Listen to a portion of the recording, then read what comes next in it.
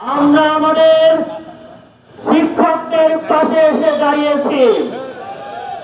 আমরা শিক্ষা উপদেষ্টাকে বলতে চাই, আমরা আপনাকে চেয়ারে বসিয়েছি। চেয়ারে কেন বসিয়েছিলাম? আমার এই শিক্ষকদের যে অধিকার, আমাদের শিক্ষার আমূল পরিবর্তনের জন্য।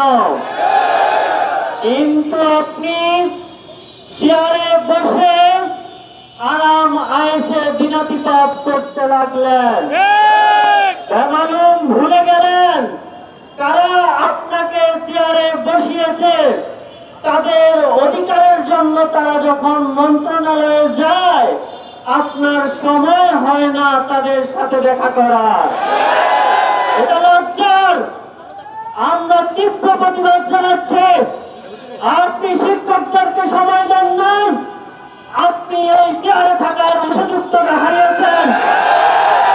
আপনি শিক্ষক নামে কলঙ্ক।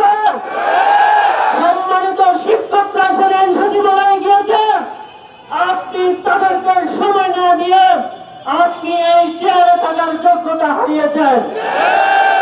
আমরা স্পষ্ট ভাষায় বলে দিতে চাই, আমার এই শিক্ষকরা, আমি সেদিন রাতে যখন এই রোড দিয়ে যাচ্ছিলাম, আমি দেখছিলাম আমার এই শিক্ষকরা কিভাবে রাস্তায় দিনাতিপাত করছে, রাত্রে কিভাবে ঘুমাচ্ছে।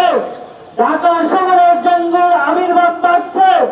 এই অবস্থায় আমার এই শিক্ষকরা দিনের পর দিন প্রস্তাব প্রাঙ্গণে বসে থাকবে, আর আপনি চেয়ারে বসে থাকবেন, তা হতে পারে না। অতি দ্রুত আমার এই শিক্ষকদের দাবি মেনে নিন।